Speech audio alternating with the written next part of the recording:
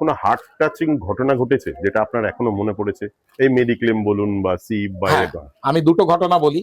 একটা হচ্ছে আমি যখন শ্রীরাম লাইফ ইন্স্যুরেন্সের ম্যানেজার ছিলাম, আমি ব্রাঞ্চ ম্যানেজার ছিলাম সল্টলেক সেক্টর 5। তো সেখানে একজন মানে ঘরে কাজ করতেন, যাকে বলে গৃহ পরিচারিকা বা ইত্যাদি।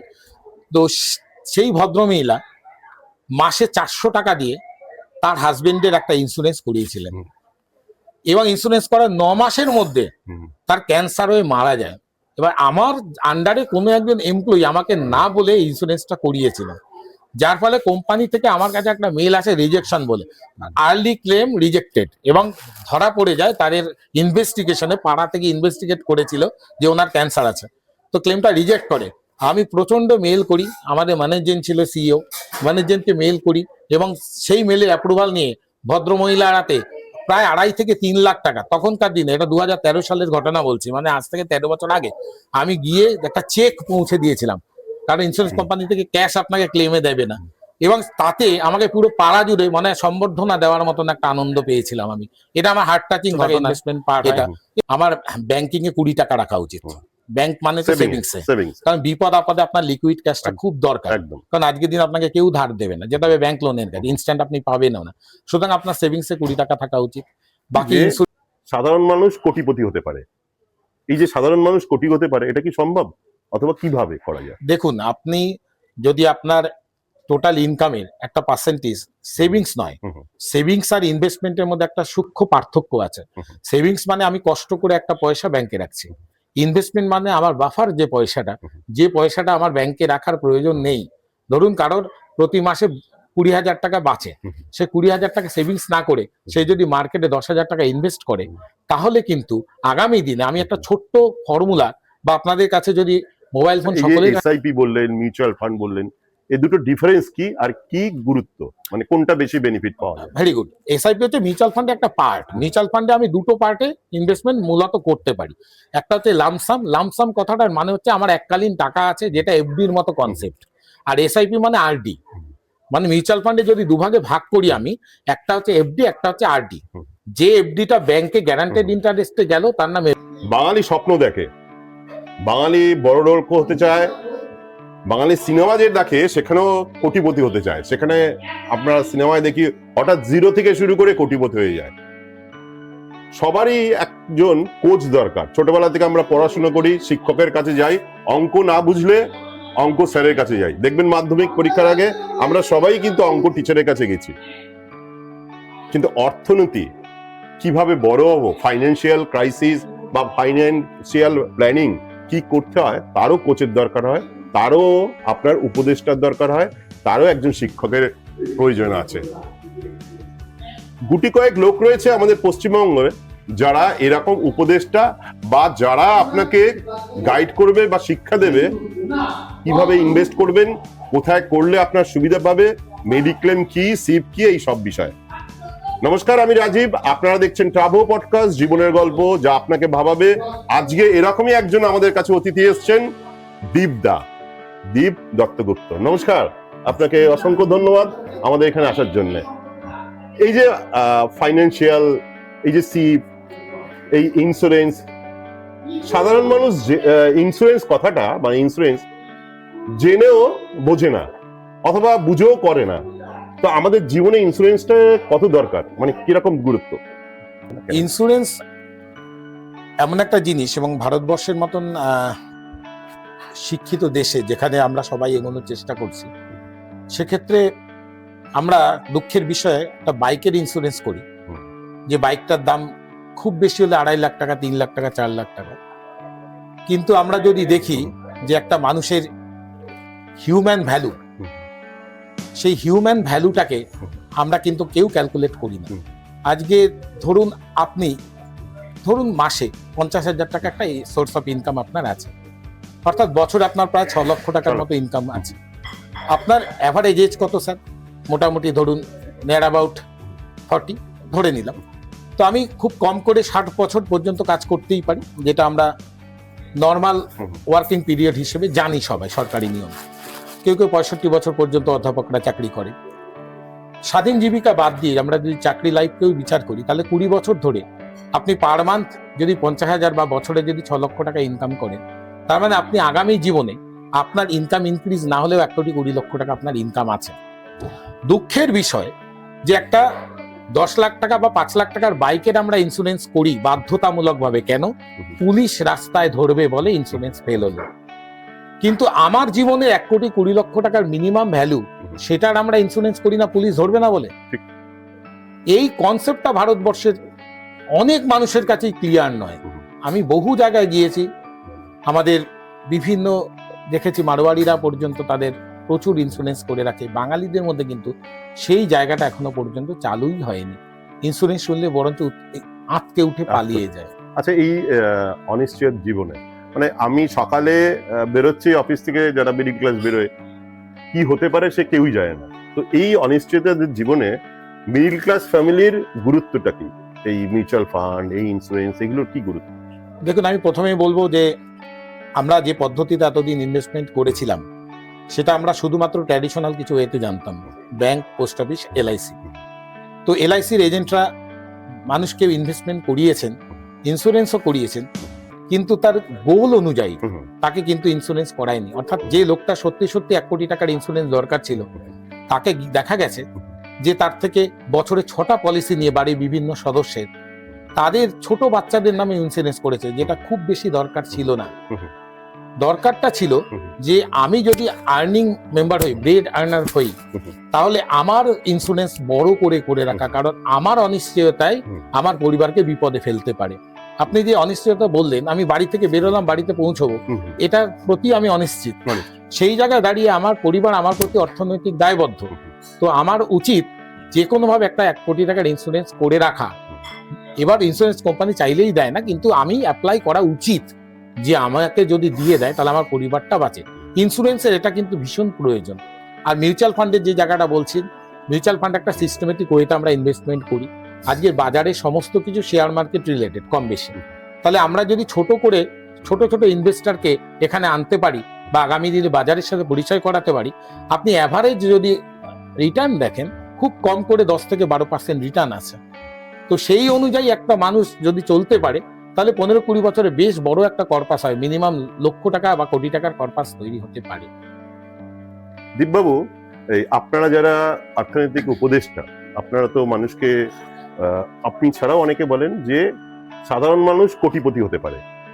এই যে সাধারণ মানুষ কোটি হতে পারে, এটা কি সম্ভব, অথবা কিভাবে করা যায়? দেখুন, আপনি যদি আপনার টোটাল ইনকামের একটা পার্সেন্টেজ সেভিংস নয়, সেভিংস আর ইনভেস্টমেন্টের মধ্যে একটা সূক্ষ্ম পার্থক্য আছে। সেভিংস মানে আমি কষ্ট করে একটা পয়সা ব্যাংকে রাখছি, ইনভেস্টমেন্ট মানে আমার বাফার যে পয়সাটা আমার ব্যাংকে রাখার প্রয়োজন নেই। ধরুন কারোর প্রতি মাসে 20,000 টাকা বাঁচে, সে 20,000 টাকা সেভিংস না করে সে যদি মার্কেটে 10,000 টাকা ইনভেস্ট করে, তাহলে কিন্তু আগামী দিনে আমি একটা ছোট্ট ফর্মুলা, বা আপনাদের কাছে যদি মোবাইল ফোন সকলের কাছেই আছে, প্লে স্টোরে গিয়ে ফিনান্সিয়াল ক্যালকুলেটর ইন্ডিয়া যদি ডাউনলোড করেন, ওখানে দেখবেন একটা মাত্র 5,000 টাকার এসআইপি যদি আপনি 15-20 বছর কন্টিনিউ করতে পারেন, তাহলে আপনার 1 কোটি টাকার অ্যাসেট তৈরি হয়। কারণ মিউচুয়াল ফান্ডে অ্যাভারেজ রিটার্ন যদি আপনি লং টার্মে যান 15 থেকে 17% আসবে। তো এই যদি আপনি ক্যালকুলেশনটা করেন, তাহলে দেখতে পারবেন আপনি কোটিপতি হতে পারবেন 4-5 হাজার টাকা পার মান্থ যদি আপনি ইনভেস্টমেন্ট করেন, নট সেভিংস। সেভিংস কিন্তু ইনফ্লেশনটাকে বিট করতে পারে না। আমাদের যে ইনফ্লেশন রেট, সেটা যেটা তার থেকে ব্যাংক অনেক কম ইন্টারেস্ট আমাদেরকে দেয়। তাই আমরা ভাবি যে এফডি করে 5 বছর পর এই রিটার্ন পেলাম, কিন্তু সেদিন চালের দামটাই দেখা গেল সেটা, তাহলে আমি এতদিন ধরে ব্যাংকে কেন ফেলে রাখলাম? তাহলে আমি এমন কিছু টুল ইনভেস্টমেন্ট করব যাতে চালের দামের থেকেও আমার কাছে এক্সট্রা কিছু বাফারিং পয়সা থাকে, বিপদ আপদে ওটা সাহায্য করবে। নাহলে তো আমি চালের দামটাকেই ট্যালি করতে চলে গেছি 5 বছর পরে, তাহলে আজকে থেকে কেন কষ্ট করলাম? ঠিক। এই ইয়াং জেনারেশন যাদের বলি জেনজি, এরা বিনিয়োগে বিমুখ। দেখবেন ইয়াং জেনারেশনটা কিন্তু এই মিউচুয়াল ফান্ড, আপনি যেই কথাগুলো বলছেন, এগুলো করতে চায় না। এরা তাদের লাইফস্টাইলের উপরই বেশি খরচা করে ফেলছে। তো এদের কেন করা উচিত আর কি করা উচিত? দেখুন, আমি এক্ষেত্রে বলবো, আপনি ইয়ং জেনারেশনটাকে যে মেনশন করছেন, আমি প্রচুর আইটি এবং যারা বাইরে অনেক চেনে, আমাদের এখানে প্রচুর ক্লায়েন্ট আছে। স্বর্ণেন্দু বলে একটি ছেলে আছে, বিখ্যাত শরৎ বাদক, পার্সোনালাইজ করলাম। তো তাকে দেখেছি আমি যে যখন ইনভেস্টমেন্ট করছে ক্রিপ্টোতে, তো এই ডিজিটাল ইনভেস্টমেন্ট গুলো কিন্তু তাদের কাছে খুব সাড়া ফেলছে। আচ্ছা ডিজিটাল ইনভেস্টমেন্ট মানে তারা 100 টাকা দিয়েও একটা কিছু কিনতে পারছে এবং সেটা বিক্রিও করতে পারছে, ব্যাংক অ্যাকাউন্টে ট্রান্সফার করে নিতে পারছে। এইটা তাদের ক্ষেত্রে গেছে। আচ্ছা আর এসআইপির প্রতি প্রবণতা অনেক বেড়েছে। আমরা যেটাতে ব্যর্থ সেটা হচ্ছে লোয়ার মিডল ক্লাস ফ্যামিলি আচ্ছা বা মিডল ক্লাস ফ্যামিলির অনেক জায়গাতে সেইখানে কিন্তু এসআইপিটা আমরা ঢুকতে পারিনি। যদিও সেবি থেকে বিভিন্ন প্রচার করা হয়েছে ধোনিকে দিয়ে, রোহিত শর্মাকে দিয়ে, কিন্তু আমরা সেখানে পুরোটা ঢুকতে পারিনি। আশা করি ঢুকতে পারবো, কারণ আগামী দিনে মানুষ কিন্তু ট্রেন্ডই হওয়া শুরু করেছে যে এসআইপি বলে একটা জায়গা, সিস্টেমেটিক ইনভেস্টমেন্ট প্ল্যান, এটা খুব দরকার। আচ্ছা, এই যে এসআইপি বললেন, মিউচুয়াল ফান্ড বললেন, এই দুটো ডিফারেন্স কি আর কি গুরুত্ব, মানে কোনটা বেশি বেনিফিট পাওয়া যায়? Very good. এসআইপি হচ্ছে মিউচুয়াল ফান্ডের একটা পার্ট। মিউচুয়াল ফান্ডে আমি দুটো পার্টে ইনভেস্টমেন্ট মূলত করতে পারি। একটা হচ্ছে লামসাম। লামসাম কথাটার মানে হচ্ছে আমার এককালীন টাকা আছে, যেটা এফডির মতো কনসেপ্ট। আর এসআইপি মানে আরডি। মানে মিউচুয়াল ফান্ডে যদি দুভাগে ভাগ করি আমি, একটা হচ্ছে এফডি, একটা হচ্ছে আরডি। যে এফডিটা ব্যাংকে গ্যারান্টেড ইন্টারেস্টে গেল তার নাম এফডি। আর সেই পয়সাটা যদি আপনি আমাকে দেন যে শেয়ার মার্কেটে খাটাও তোমার মিউচুয়াল ফান্ডের মাধ্যমে, তাকে বলছি লামসাম। মিউচুয়াল ফান্ডটা হচ্ছে বেস।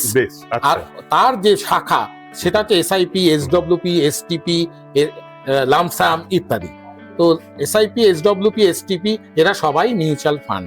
মিউচুয়াল ফান্ড মানে হচ্ছে একটা ফান্ডের আন্ডারে আমি অনেকগুলো জিনিসকে পাচ্ছি, অনেকগুলো কোম্পানিকে, বা ধরুন একটা কথার কথা banking fund, financial and banking. সেখানে আমি দেখতে পাচ্ছি যে ব্যাংকিং যে ওরিয়েন্টেড, সারা ভারতবর্ষে যে ব্যাংকিং ফ্লোটা বা শেয়ার মার্কেট রিলেটেড ব্যাংকের যে গ্রোথটা, সেটা কিন্তু আমি করতে পারছি, দেখতে পাচ্ছি। তো সুতরাং আমি এই সেই ফান্ডে যাব।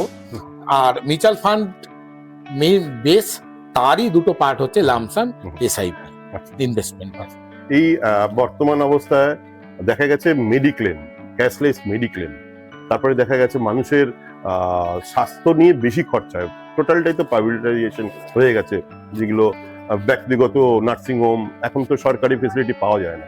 তো এই মেডিক্লেমটার, ক্যাশলেস মেডিক্লেম আর মেডিক্লেম, এই দুটোর মধ্যে কি কোনো আলাদা ডিফারেন্স আছে? আরেকবার প্রশ্নটা করুন। ক্যাশলেস মেডিক্লেম, এটার গুরুত্বটা কি? Very good. তো আমি একটা নতুন খবর জানাই। অ্যাজ পার আইআরডিআই 2025 সালের পর থেকে insurance regulating development authority of India, এদের নির্দেশ আছে ভারতবর্ষের যে কোনো নার্সিংহোমকে আপনার ক্যাশলেস করতেই হবে। আগে যে কনসেপ্ট ছিল যে মেডিক্লেম কল করলে দু ধরনের কাজ হতো। একটা হচ্ছে ক্যাশলেস। ক্যাশলেস মানে কি? মানে আমার লিস্টের মধ্যে, ধরুন আমি আইটিসির মেম্বার, আমার ভারতবর্ষের যত আইটিসি আছে সেখান থেকে আমি একটা ডিসকাউন্ট পাবো। ওকে, তো মেডিক্লেম মানে হচ্ছে ওই নির্দিষ্ট কোম্পানি, ধরুন মণিপাল সিগন্যাল, কথার কথা আমি একটা এক্সাম্পল দিচ্ছি, তার আন্ডারে যত নার্সিংহোম আছে, যে কটা লিস্টেড, সেখানেই ভর্তি করলে কোনো পয়সা লাগতো না। এটা হচ্ছে আগের কনসেপ্ট। এখন হচ্ছে আপনার যদি লিস্টেড নার্সিংহোম নাও থাকে, আপনি যদি প্রি প্ল্যান্ড করেন, ধরুন আপনি বাড়ির কারোর একটা অপারেশন করতে চাইলেন 15 দিন পর, আপনি আমাকে ইনফর্ম করবেন বা আপনার কনসালটেন্টকে ইনফর্ম করবেন, সে কোম্পানির সাথে কথা বলে ওই নার্সিংহোম যেটা ওর টাইড আপ নার্সিংহোম বা নেটওয়ার্ক চেনে ছিল না, ও কিন্তু ওর চেনে অন্তর্ভুক্ত করে নিতে পারবে। এটা আইআরডিআই গাইডলাইন। সুতরাং আজকের দিনে ক্যাশলেস নেই এরকম মেডিক্লেম কথাটা অর্থহীন। সমস্ত ক্যাশলেস করতেই হবে, এটাই সরকারের পক্ষ থেকে জানানো আছে। এই আপনি যে কথাগুলো বললেন, সিপ বললেন, মিউচুয়াল ফান্ড, মেডিক্লেম, তো আমাদের দর্শকদের কাছে একটা প্রশ্ন বলুন, বা ওদের কাছে প্রশ্ন আমি আপনাকে বলছি। ধরুন একজন 30 ইয়ার্স, সে তার কেরিয়ার শুরু করলো, চাকরি দিয়ে শুরু করলো, তাকে কিভাবে করা উচিত, কোথায় কোথায় ইনভেস্ট করা উচিত, এবং আপনি যে কথাটা বললেন যে একটা মিডিল ক্লাস চাকরি করা, সেও কোটিপতি হতে পারে, সেই ফর্মুলাটা যদি একটু আমাদের দর্শকদের। Very good. আমি শুধুমাত্র একটা কথাই দর্শকদের উদ্দেশ্যে বলবো, আপনাকেও বলে রাখছি, যে 3টে জিনিসকে খেয়াল রাখবেন। একটা হচ্ছে আমার ওপর যে দাঁড়িয়ে আছে তার একটা ফিনান্সিয়াল সিকিউরিটি। 30 বছর বয়সে নর্মালি একটা ছেলে বিয়ে করতে শুরু করে, 30-32 অ্যাভারেজ ট্রেন্ডিং দেখা গেছে। সুতরাং আমার পরিবর্তে আমার ওয়াইফ ফিনান্সিয়ালি ডিপেন্ডেন্ট, আইনও বলে আমার মৃত্যুতে আমার ওয়াইফ প্রথম অধিকার পায়, তাহলে সে ফিনান্সিয়াল অধিকার পায়। তাই আজকে আমার হোম লোন থাকলে সেই লোন রিকভারির দায়িত্ব আমার ওয়াইফের উপর বর্তায়। তাহলে আমার প্রথমে ফিনান্সিয়াল সিকিউরিটি দরকার, তাই জন্য দরকার টার্ম ইন্স্যুরেন্স। সাবজেক্টগুলোকে মাথায় রাখতে হবে। প্রথম দরকার টার্ম ইন্স্যুরেন্স, যেটা হিউম্যান লাইফ ভ্যালু HLV কে জেনারেট করতে পারে, আমার কি লাইফ ভ্যালু আছে সেটা একমাত্র টার্ম ইন্স্যুরেন্স বোঝায়, নর্মাল লাইফ ইন্স্যুরেন্স নয় যেটা আমরা এলআইসি বা অন্যান্য কোম্পানির থেকে কিনি, ট্র্যাডিশনাল প্ল্যান বা এন্ডাওমেন্ট প্ল্যান। আমি সেটার কথা বলছি না, আমি বলছি টার্ম ইন্স্যুরেন্স, এটা খুব দরকার। এটা আপনাকে সিকিউরিটি দেবে ফিনান্সিয়াল। সেকেন্ড দরকার মেডিক্লেম। আজকে যদি আপনার তহবিলে কেউ নাড়াচাড়া দেয়, তার নাম অসুস্থতা। আজকে আমার ধরুন কষ্ট করে 50 লাখ টাকা জমিয়েছি, একদিন লাগবে আপনার 50 লাখ টাকা শেষ হতে যদি আমার পরিবারের বড় কোনো কারোর অসুখ হয়ে থাকে বা আমার। সুতরাং এই কষ্ট করে তিলে তিলে 50 লাখ টাকা যে সাম্রাজ্য বানালাম সেটা অর্থহীন যদি মেডিক্লেম না থাকে। সেক্ষেত্রে আমি একটা 50 লাখ টাকা মেডিক্লেম নিয়ে নিলাম। অনেকেই আঁকতে উঠতে পারে 50 লাখ টাকা মেডিক্লেম মানে তো অনেক টাকা। আমি এখানে প্রচুর সিনিয়র সিটিজেন আছে যারা 60-62 বছর বয়স, তাদের 50-52 হাজার বা 40,000 টাকার বিনিময়ে 50 লাখ টাকার কভারেজ তারা নিতে পারছে বছরে। তাহলে আমি যদি একটা পরিবারকে মেডিক্লেম করিয়ে দিই, টার্ম ইন্স্যুরেন্স করিয়ে দিই, দুটো সিকিউরিটি আমি কিন্তু তৈরি করে দিলাম।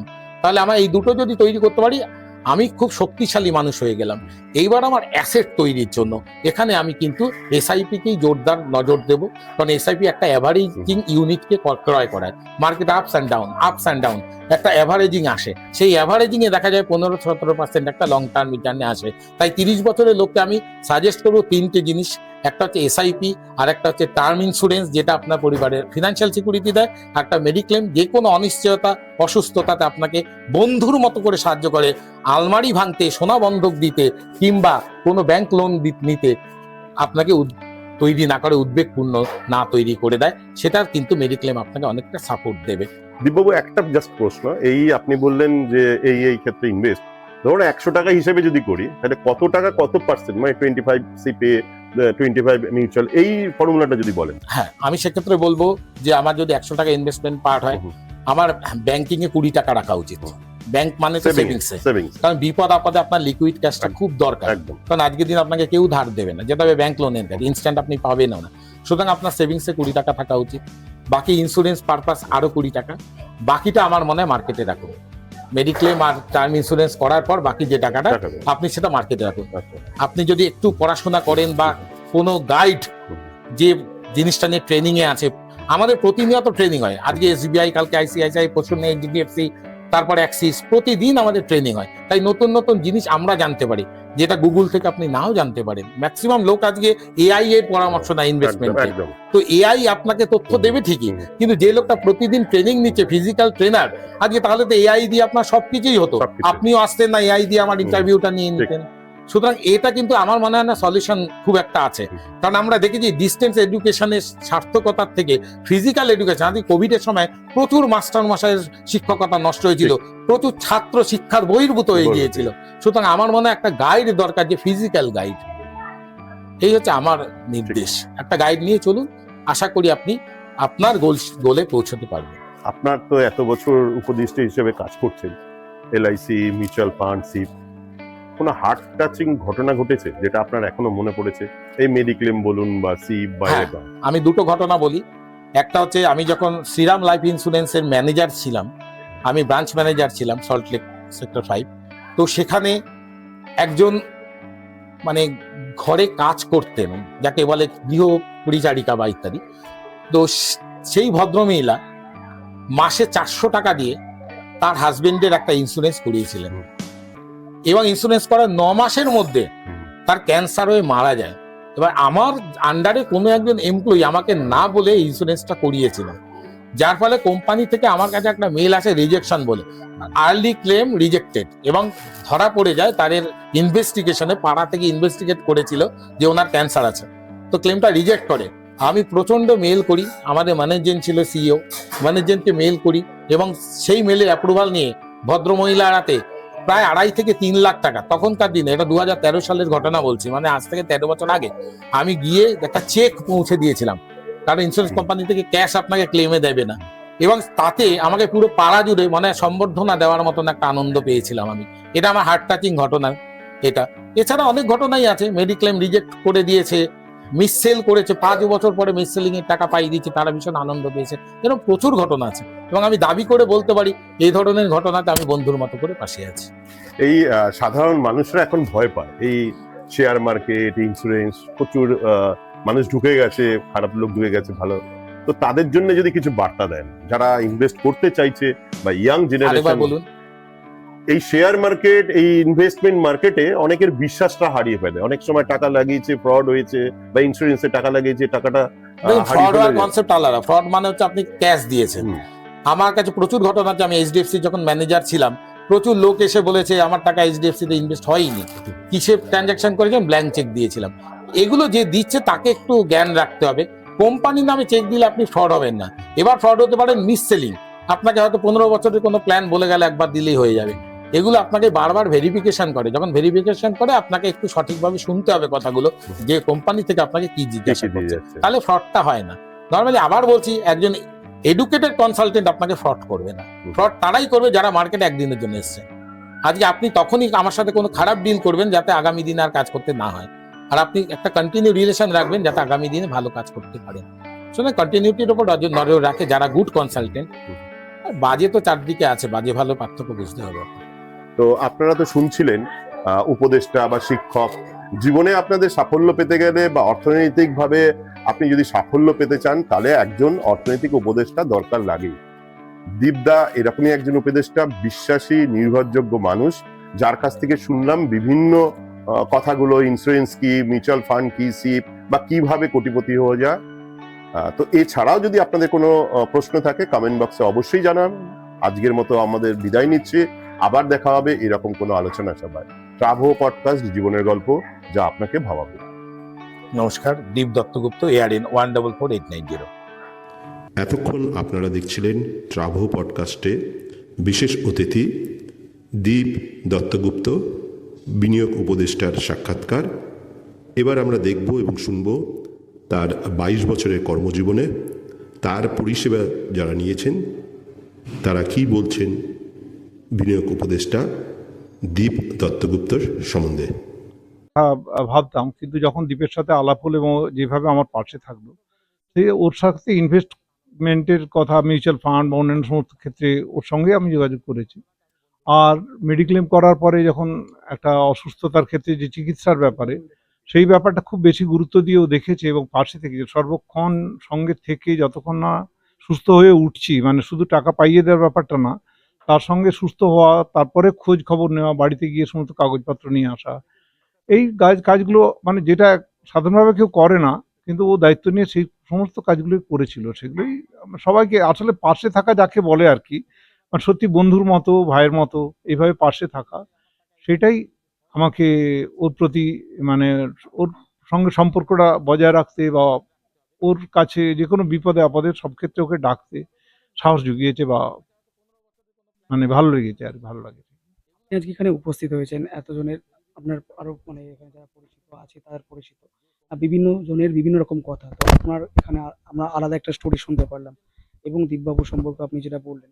তো ওভারঅল আগামী দিনে কি বলতে চান, যে দীপবাবুর যে কাজকর্ম করে আছে সেটা নিয়ে আপনি কি বলতেন একজন সিনিয়র হিসেবে, তার অভিভাবক হিসাবে? না, ও তো যেভাবে থাকে মানুষের পাশে, আমার মনে হয় সেভাবে থাকাটাই খুবই ভালো। এইভাবে থাকলে ওর পরিধি ক্রমশ ব্যাপ্তি বাড়বে এবং ওর যে যে দায়িত্ব নিয়ে কাজগুলো করে সেই দায়িত্ববোধটা অত্যন্ত খুব বেশি আর কি। সেই কারণের জন্যই মানুষের পাশে থাকে, এবং আমিও আগামী দিনে আমার পক্ষে যেভাবে সম্ভব হবে আমিও পাশে থাকার চেষ্টা করব, ও আমার পাশে থাকবে। তো সেইটাই ব্যাপার। এবং আমার মনে হয় এখানে যারা আছেন এবং এর বাইরেও আরো, মানে জগৎ তো অনেক বড়, ফলে ওর সঙ্গে অনেক মানুষের পরিচয়, এই মানুষদের মাধ্যমেও অনেকের সাথে পরিচয় হয়েছে এবং আগামী দিনেও হবে। তো সেই মানুষরা তারাও অনেকেই ইনভেস্ট করবে ওর, এবং তারাও সহযোগিতা পাবে ওর থেকে। শেষ প্রশ্ন, এখানে এসে আজকের এক্সপিরিয়েন্স এখনো? আজকের তো ভালো লাগে, এটা একটা নতুন ধরনের একটা অভিজ্ঞতা আর কি। এর আগে তো কখনো এরকম আমরা অভিজ্ঞতা নিয়ে যে কোথাও যাইনি, যে এই ধরনের যে যারা ইনভেস্টর তারা যে এক জায়গায় জড়ো হয়েছে এবং তাদের সঙ্গে মেলামেশা করে, এখনো মেলামেশা সব কিছু শুরু হয়নি, তো হয়তো অনেক কিছু জানতে পারবো, অনেকে কোথা থেকে আসছেন, কিভাবে এসছেন, তাদের পরিচয়গুলো ভালো করে পাবো, এবং সেটা আমাদেরও পরস্পরের মধ্যেও একটা সম্পর্ক গড়ে উঠতে পারে। সেটা খুব ভালো দিক হবে আশা করা যায়। দীপ এবং অনামিকা এটা বেশ একটা রেয়ার যুগ। ওরা দুজনেই পশুপ্রেমী। আমাদের বাড়িতেও একটি বেড়াল আছে, ব্ল্যাক ক্যাট, সে আমাদের পরিবারের সন্তান। তো স্বাভাবিকভাবে আমাদের মধ্যে একটা মিল আছে। আর আমার ভবিষ্যতের দায়িত্ব যখন নিয়েছে, তো জেনুইনলি নিয়েছে। আমি ওকে বলেছিলাম যে আমি রিটায়ার করার পর একটা অ্যালুমিনিয়ামের বাটি হাতে যেন আমায় বসতে না হয় কোথাও। বলেছিল যে সেই এক্সপ্রেশনটা দেখাতে পারবো না, হ্যাঁ, টাইগার আবি জিন্দা হ্যায়। স্যারের সাথে আপনার পরিচয়টা কিভাবে যদি একটু আমাদের সবার সাথে শেয়ার করেন। দীপ আমাদের বিশ্ববিদ্যালয়ে যেত, তো দেখা সাক্ষাৎ হয়েছে, কিছু কথাবার্তা হয়েছে টুকটাক, অনেকেই আসে না সেরকম। দীপের সঙ্গে 2022-এর শেষের দিক থেকে সম্পর্ক, কিন্তু কোনো কাজকর্ম তখন করিনি। 2022-এর জুনের পর থেকে আমাদের বিশ্ববিদ্যালয়ের বেশিরভাগ অধ্যাপকের জীবনে ভয়ঙ্কর একটা দুর্দিন নেমে আসে। 2022-এর জুনের পর থেকে আজ পর্যন্ত, আজকের দিন পর্যন্ত যারা রিটায়ার করেছেন তারা কেউ পেনশন পাননি, একেবারেই বেআইনি ভাবে। দেব না, আমরা মামলা করেছি, জিতেছি, তা সত্ত্বেও রাজ্য সরকার তৎকালীন দেব না। আমার 65-তে আর 1 বছর বাকি আছে। আমার সিনিয়র যারা তারা তো রিটায়ার করেছে বা নন টেকনিক্যাল কিছু ছিলেন, তাদের মধ্যে মহিলারা ছিলেন। আমরা খবর পেতে আরম্ভ করলাম তারা বিভিন্ন বাড়িতে কাজ করছেন। ভয়ঙ্কর একটা অবমাননাকর অবস্থা। তখন দীপের সাথে কথা বললাম যে দীপ, আমি কোনোদিন কখনো পয়সা টয়সা জমাইনি, একটা দুটো LIC যেমন থাকে, পাহাড়ে ঘুরে বেড়াতাম, হিমালয়। আমার মিসেস আছেন, দেবযানী, পুত্র আছে। মানে মানসিকতা এমন, আর এমন একটা মানুষ যে ওর নিজস্ব যে বোধ, সে বোধটা মানুষকে, বিশ্বাস মানুষকে ভীষণভাবে প্রভাবিত মানে করে এবং ওটাও মেনটেন করে, যেটা সবাই বললেন। তো ওই সেই সময় থেকে আমার ওর সঙ্গে সম্পর্ক শুরু। তো এই ব্যাপারটা আমি এতটুকু আমি চিন্তা করিনি যে দীপকে কোনো কিছু, মানে দীপকে নির্ভর করে আমি কোনো ভুল করছি বা ভুল হতে পারে বা ঠকতে পারি, এরকম কিছু আমি কখনো ভাবিনি। আর সেটা সত্যি, এটা আজকেও আমি তার প্রমাণ পাই। স্যার একটা প্রশ্ন ছিল, 2023 সালের সম্পর্কে স্যার আপনাকে কোন কিছু একটু বিষয় প্রত্যেকেই ওরা বললেন, ওরা প্রত্যেকে স্বীকার করলেন, এবং আমিও এক কথাই বলবো যে আর্থিক সম্পর্ক